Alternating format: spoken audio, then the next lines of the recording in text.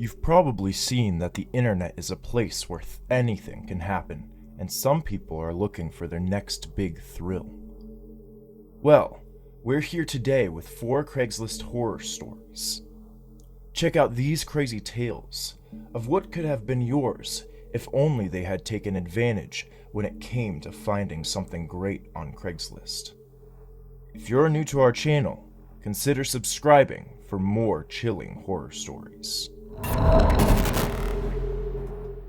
This happened to my best friend Chris. His family had just bought a new TV and they were thinking of throwing their old one away.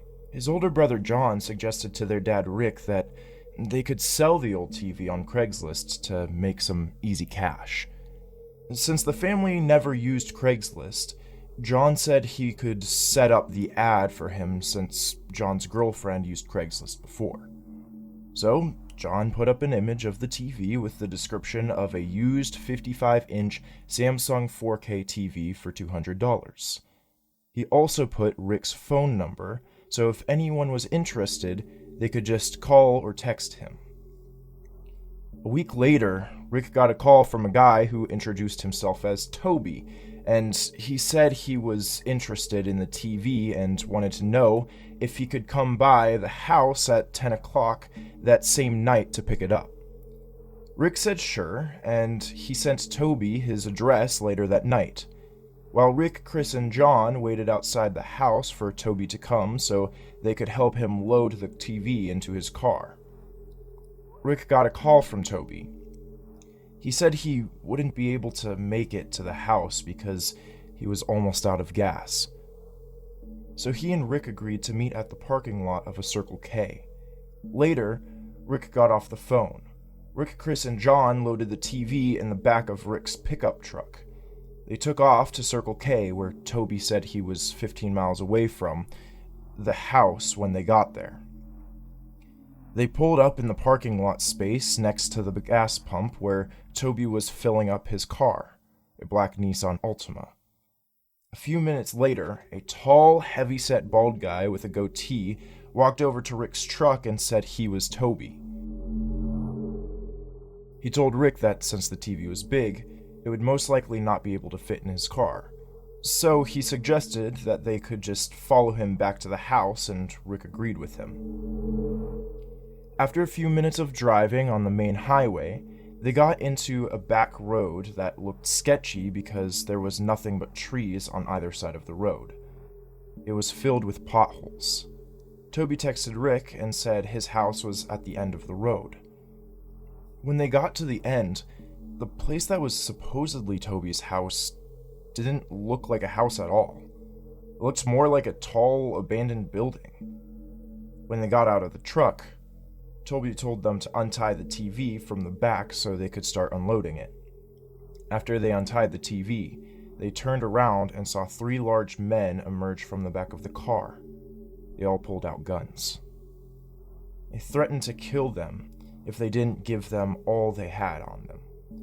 Rick, Chris, and John didn't hesitate. They all gave the guys their wallets and phones, and they obviously took the TV too. After taking everything they had, the guys got back in the car and drove away. When Rick, Chris, and John got home, Chris and John told their mom everything that went down, and Rick called the cops and told them the whole story, even gave them the license plate number for the car since he memorized it. To this day, Chris's family never heard of any arrest being made. That was the only time that family ever used Craigslist.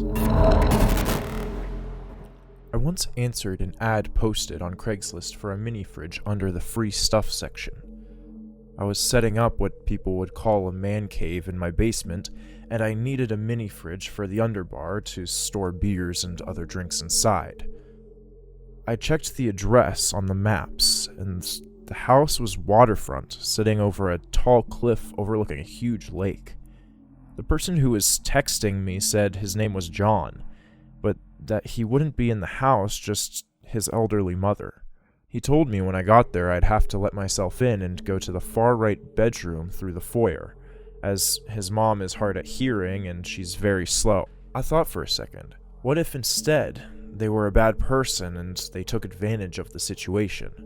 It sounded almost too easy to rob this old woman's house. Well, I coordinated a time with John to go to his mother's house around sunset, and I got to say, as I pulled up to the long dirt path to the property, seeing that big house sitting on top of the hill with the sun setting in the background over the cliff, it was beautiful. Before going into the house, I admired the view of the lake below for a couple of minutes. Then I texted John that I was there. He repeated his instructions to just let me in and go to the room to the far right, and as his mom would be waiting in the bedroom, reminded me she's very old and then had to do all the lifting myself. I said that's fine. I entered the house through the front door, which was left ajar. Right away, I was hit with the smell of cotton. It reminded me of the smell of my grandma's house. I followed his directions and went to the door on the far right, which led me to a narrow hallway. The house seemed rather large from first impressions. As I went down this hall, the smell of cotton suddenly shifted to this horrible smell. It smelled like death, like a rotting animal. I entered the doorway at the end of this hall, and the smell in that room was unbearable. That's because of the dead, rotting corpse on the bed. It was the rotting corpse of an older woman. It was as though she would be dead for a week or two. I wanted to throw up. I suddenly heard a loud, mechanical laughing from upstairs, accompanied with stomping in place. It seemed someone was in a room directly on top of me, simply stomping their feet to scare me. And it worked. I ran out of the house to my car. I looked at the house one more time and saw a man in one of the upstairs windows. Then I realized another person was standing at one of the downstairs windows, both of them wearing face masks like the same kind of mask you'd wear now for the coronavirus. My phone started blowing up with texts. All of a sudden, all of them in capital letters. The first text said, "Ha ha ha," followed by, "We see you. Look at the windows." Then a bunch of emojis. The last text I got from him said, "Come back inside. You forgot your fridge." I drove off the property, and while on my way home, I called the police and reported the dead body in the house. After they investigated the house, they confiscated the dead body, which had no signs of any stab wounds or bullet holes. Police arrived at my house for questioning. I showed them the whole conversation and gave them the phone number, which I warned them was probably a fake number. I was right. But an officer named Boris told me they'd still be able to trace the number even if it was through some kind of thing number app or something. So a week later, I was curious about the status of the case, so I called the police station. But the woman who picked up the phone didn't know any information, or she didn't care enough to look for me just because in general, she was just kind of rude. I never read about or saw anything on the news about an arrest being made regarding this. So, to this day, I don't know if the people in that house were caught or if they were even responsible for that woman's death. I was about 12 years old. I was looking for some craft storage since I got a lot for Christmas. The ones at the stores were pricey, so me and my 27-year-old sister looked for some on Craigslist. We found someone offering a huge tote for only $10 that would mean getting a $90 discount. So we checked it out. The person lived relatively close to us, so we gave the guy our email. He emailed us within an hour and asked where we should meet. I said we should meet at the Dollar Tree since it was a short walk away. To my surprise, he met me at home. I lived in an apartment, so that would be inconvenient, so I said that we lived further away. He said he could drive, but I said no. So we eventually said it was okay to meet at the Dollar Tree, but he could only get up at 9 p.m. I said that's okay, even though it would be dark by then. He said to meet up today. My sister worked the night shift tonight, so she said I could walk there and back and to just bring my wagon so I could just put the tote in it. She gave me $10 and I started walking at 8:30. I arrived just on time and I saw an old knocked up '06 Kia. I assumed it was him, so I yelled, "Hey, got the tote?" He got out of his car and said he left it at home. He asked if I wanted to take a drive with him to his house. I said I couldn't because it wasn't okay with my family. He said he would drive me home, and I said firmly, no. He said if I came with him that I would get the tote for free. I got a very uneasy feeling. He said, "Hey, your address is 234 Let Her Road, right?" My heart dropped into my stomach. I got freaked out and ran all the way home. I got home and ran upstairs like a demon was chasing me. I got in my room and locked all the doors and windows. I also covered them with black clothing and such. That night, I was shaking like crazy. And then I heard a hefty man coming up the stairs. Almost no one on my floor was up this late, and no hefty man lived there. I heard a voice, and I fainted. "Hey, you still want that tote? It's down in my car. Come help me get it." I almost puked and fainted. I looked through the peephole to see the man's back facing my door. I watched him turn around. I covered the peephole with a black shirt I had lying around from before. The doorknob started to wiggle. I went under the sink cabinet and was silent as a worm. Then he started to try to kick the door down, and eventually he did. I felt like I was ready to die. I grabbed an old broom now sitting in the cabinet. The kicking down of the door woke up my neighbors, who came running in with a baseball bat. My neighbor whacked the guy in the face with the baseball bat, and the guy fell. I got out with the broom and gave the man a wimpy whack before he stood up and tried to grab me. I physically jumped down the stairs and ran down the street to my sister's work like I was going to die. And I thought I was. I ran to the nurse's station and started to have a breakdown. I was crying and almost throwing up, and the nurses looked at me like I was just raped or something. I told them that the man was following me. He was going to kill me. They got my sister and called the police. It turned out he was a serial rapist. My sister and I moved, and she went away to college. It was the summer of 2012. I have a late birthday, so I was still 15 when all my friends were 16. They all just had jobs for the summer, but nobody would hire me because I was only 15. I started looking for off-the-books jobs on Craigslist. I found an ad titled, "Looking for House Cleaning Services, paid $10 an hour." The EED had 2 pictures of the house, one outside and one inside. It was a typical middle-class house he lived in the next town over.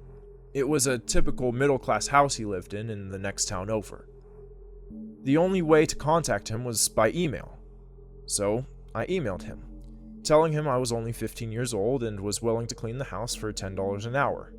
He responded in 10 minutes, telling me his work schedule and when he needed me to be available. I told him that was okay, and then he started asking me if I had a means of transportation to get there every day. I didn't even realize that my mom wouldn't be able to drive me every day. Oddly, he offered to give me a lift to and from every single day. He said he worked close, so coming home to give me a ride wouldn't be a problem. I agreed without even asking my mom. So the man asked for my address. I gave it to him. He said he would be over at 8:30 a.m. on Monday to pick me up. Come Monday, I met him outside. He drove a black '05 Nissan Maxima. He himself had a black beard and a Mets hat on. He didn't seem dressed, ready to go to work. But I didn't think much about that. He introduced himself as James and then dropped me off and gave me the key. He told me just to straighten everything out and such, then he drove off in a hurry.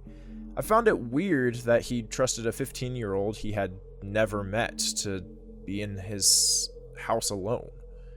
His house wasn't even too messy.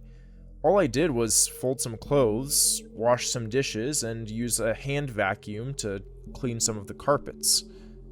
The only problem, it was extremely hot in the house, even hotter than outside. It seemed all the windows were sealed shut, and I didn't want to turn on the AC without permission. This went for 6 hours before he came back and handed me $60 and dropped me off back home. He seemed extremely nice, and I felt I had lucked out on finding that EED that went on for 2 weeks. So my mom was okay with it since James was paying me. Then one Friday night, I woke up feeling thirsty, so I got up to get some water. I looked out my window, and I saw somebody standing there looking into my room.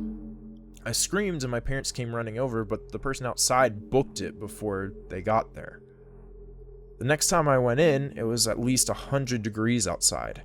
I asked James if I could turn on the AC, but he said it was broken.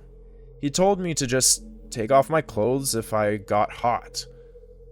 I left thinking he was joking, but he was serious. I felt uncomfortable after that. He dropped me off, and I did the same work that I had been doing. It was at least 105 degrees in the house. I had to work shirtless and constantly go outside where it was just a little cooler. The day dragged on, but I barely made it through. The next day, on the way to his house, James told me that he had the day off from work. He told me he would just help me out. I was not happy to hear this. I would rather just be alone in the house. He seemed to slowly follow me into whatever room I went to.